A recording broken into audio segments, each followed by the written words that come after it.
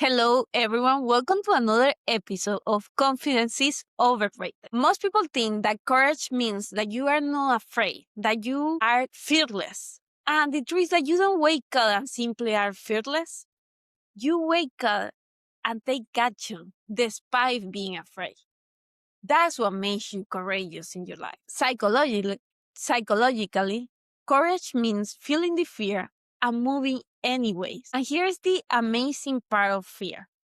Fear almost always shows up before growth appears. If you have ever been about to start something that is meaningful to you, whether that's launching a project, or speaking out, or changing careers, or start dating again, or even taking care of your health, something that is meaningful for you, you have noticed something strange. The closer you get to doing it, to actually start that process, to start taking that action, the louder the fear that you start feeling about doing it. So today, we are going to talk about why that happens and why waiting until you feel confident might actually be the reason why you feel stuck, why you are stuck in your life. Because this episode is about stop waiting for perfect, stop waiting to feel confident, stop waiting to feel ready, and start anyways, even especially when you feel afraid, because that just means that it's important to you. So why does the fear shows up before growth?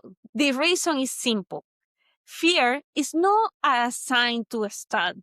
Often we think that if we are afraid, that means that we shouldn't move forward. And often, fear just means that we are entering unfamiliar territory, something that is unknown to us. That doesn't mean that you cannot do it or that you shouldn't do it. And the psychology that happens here is simple. Your brain has one job.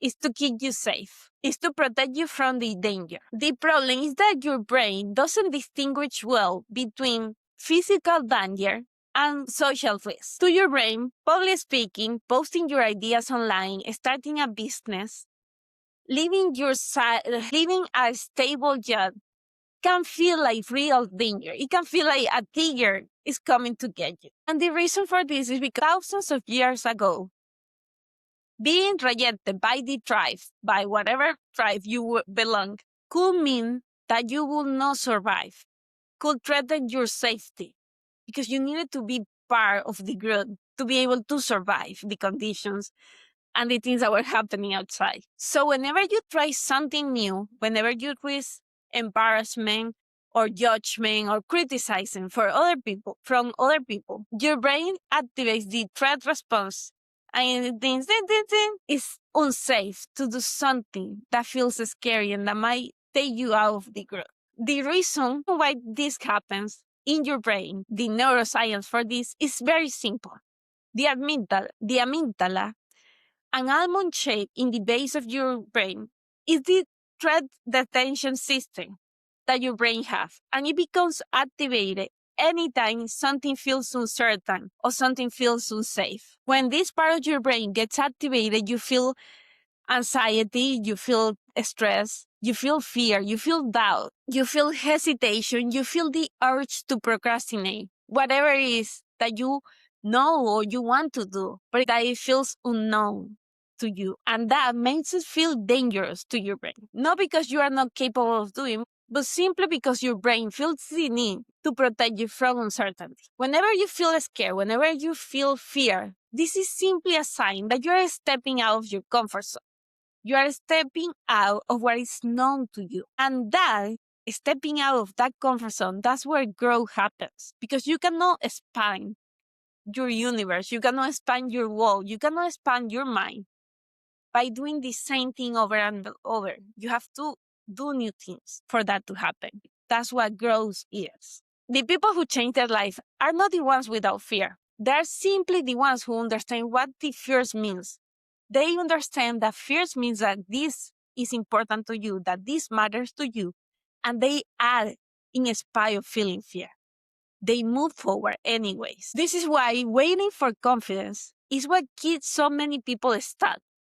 And this is a mindset shift to start making and start repeating. Most people believe that You feel confident first, then you take action, then you get results. But the psychology of confidence and the psychology of courage shows the real pattern is you take action, you build evidence that you can take that action, and then that builds confidence. Confidence isn't something you magically wait for it to appear. Confidence isn't something you magically feel before you do something difficult. Confidence is a byproduct of taking action. It's a byproduct of building evidence. Evidence that you can handle things, even when it's scary, even when it's uncomfortable, even when it's difficult or hard. Evidence that you can survive discomfort or that you can survive judgment, that you can survive embarrassment, that you can fail and still pick yourself back up and try again. Evidence that you can try things even when they're not perfect, even when you don't get the results that you were expecting or that you wanted.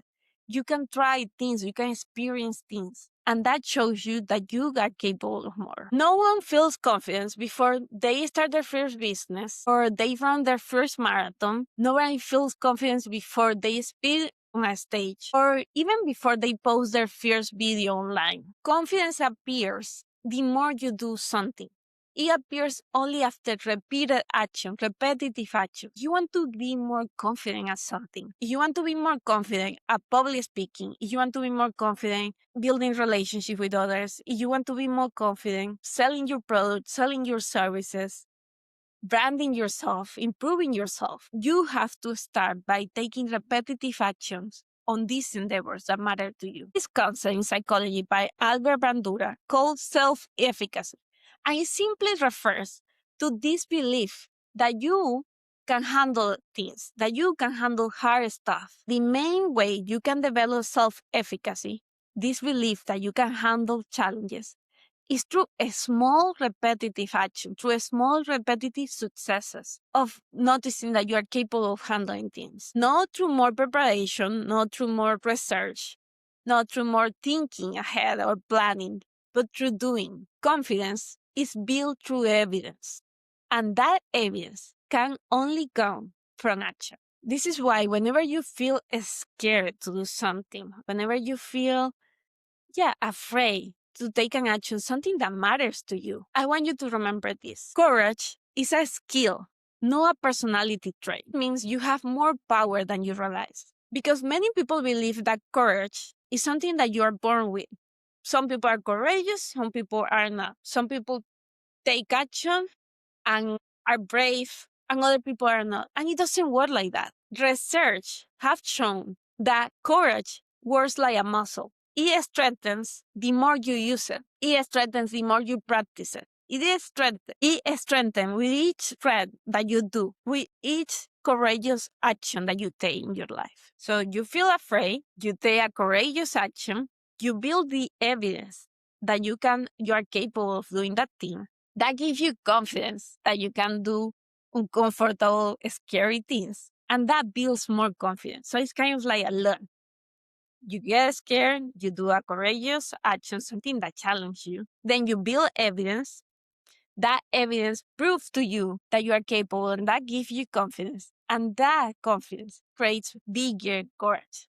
And it continues like that in a cycle. The more someone takes action despite fear, the more their brain learns, I'm capable of doing this.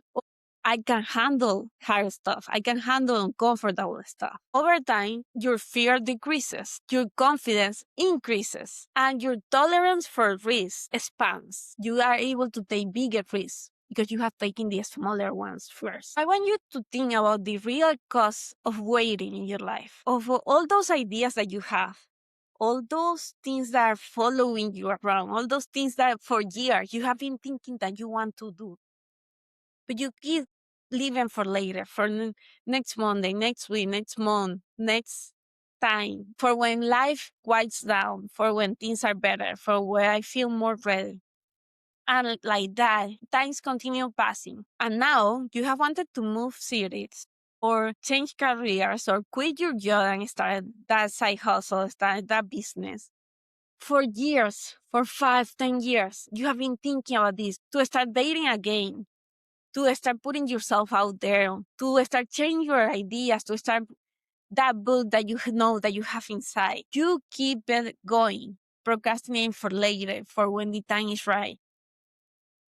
And what happens, the real cause of waiting, of perpetually waiting, is that you have so many ideas that never get started. You have a lot of creative projects that stay unfinished. People stay in jobs and in careers that they dislike. And we consistently, perpetually delay the things that we want to do, the things that we want to experience. Not because you cannot do it, but because you are waiting for a feeling to appear before you do it. You're waiting to feel more confident, or you are waiting to feel more ready or more prepared. You're waiting to feel more motivated or more courageous before you do it, before you take the action. And those feelings can only appear after you start taking the actions. Nobody wakes up feeling fearless. It doesn't work like that. You wake up, you take small, courageous actions, small actions that challenge you, that expand your comfort zone. And then you wake up the next day and do it again and do it more. And that way, the things that you think are possible for you, the things that you do, the risks that you take, continue to expand over and over because you continue doing small risks every day. If you have ever been stuck in this cycle of waiting for the right time, for the perfect time, to feel ready or more confident, I want you to answer this question honestly. What happens if you keep waiting until you are ready? Honestly, what happens if you keep waiting and never take an action towards it? Never take a small risk. Waiting for confidence, waiting to feel ready, waiting to feel more prepared or more courageous before you do something. It's like waiting to feel fit before you go to the gym. It doesn't make sense. It's the other way around. You have to go to the gym. You have to continue taking care of yourself. And then the more you do it, the more you start to feel fit and healthy and proud of yourself. But you have to start with the action. You have to start with working out, with going to the gym, with taking care of yourself. And then you start feeling those results in your body, in how you feel, in your health. So instead of thinking that you need to do it perfect, right? Because perfect is the enemy of good. And that's usually what keeps us stuck. That's usually what paralyzes us. Because if it's not perfect, we cannot do it. Instead of focusing on this big goal that you have, instead of making this one huge leap, I want you to focus on small, courageous actions done repetitively, consistently, daily. So, for example, if you are someone who wants to start creating content online, but you feel paralyzed with this fear of embarrassment, of judgment, of what people will think or people not liking it, I want you to make it smaller. Don't focus on the big goal. Break it down into a small, courageous daily actions that you can take. Maybe step one is to write down those ideas that you have in your notebook, in your journal, of the content that you would like to start creating. Step two is to share it with a friend, to share it with family, with someone you trust about what they think. Ask them to give you their support, to keep you accountable, because this is something that matters to you. Then step three could be to just post one time. Notice how you feel. Notice the process of it. Notice if it felt worth doing. And then step four, if it's something that you want to continue doing, make it a challenge for yourself to post consistently, to keep a streak, and to track your progress, and to share with friends. And then step five could be joining a group of people who also want to become content creators. Because the more you surround yourself with people who have the same goals, who are in the same journey as you, the more you realize that you are not alone. And yes, it might be scary to put yourself out there or to do something that you are uncertain of what the outcome is going to be. But you're not alone, and you start noticing your own progress because each step that you take, each small daily action that you take, even when you feel scared, that gets you closer to the things that matter to you, builds evidence that you are capable of doing these things. And that evidence is what builds confidence. It's what builds the motivation and the momentum to keep going. And in this, it's important to also surrender the control of the outcomes, because when you want to do something, often the reason why we procrastinate, the reason why we stop ourselves from going after it, because we are just focused on the outcome, on having the perfect outcome. We think if we don't get the perfect outcome, if we don't get the likes that we want, or the followers, or the money, or the perfect job, then it's not worth it. I want you to notice how you are disregarding the experience of it, how you are disregarding what you are going to learn by doing it, what you are going to experience by doing it, the message that doing it, that the experience will have for you. Because it's not only about the outcomes, it's also about the experience, the journey of it. Because there are some things that even if you fail, are worth doing. Even if they don't get exactly the results that you want, it still get you other things. It still teach you valuable lessons. It still connect you with other people who are important to have in your life. So how can you surrender the control of the outcome, of this specific outcome that you want, to start keeping the universe hostage to one specific outcome, and instead open yourself to all the things that could come from it?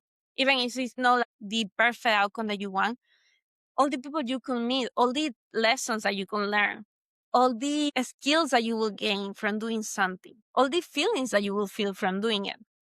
Because it's not only about the price or the followers or the money.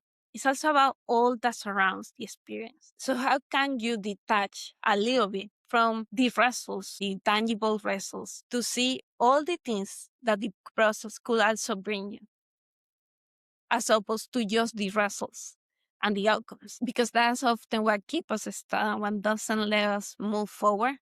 The things that hold us back from moving forward is thinking that if we don't get this specific thing, this specific outcome, then it's not worth it. So I would love for you to answer, what would be worth doing even if you fail at it?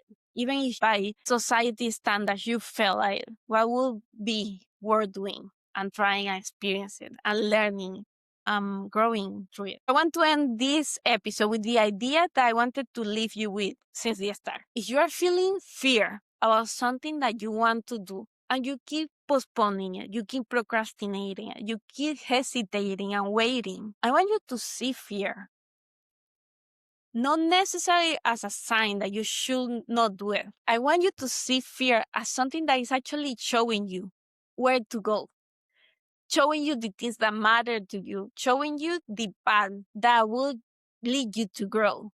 And to see fear, look at fear in the face and say to it, thank you for showing me what matters to me. Thank you for trying to keep me safe.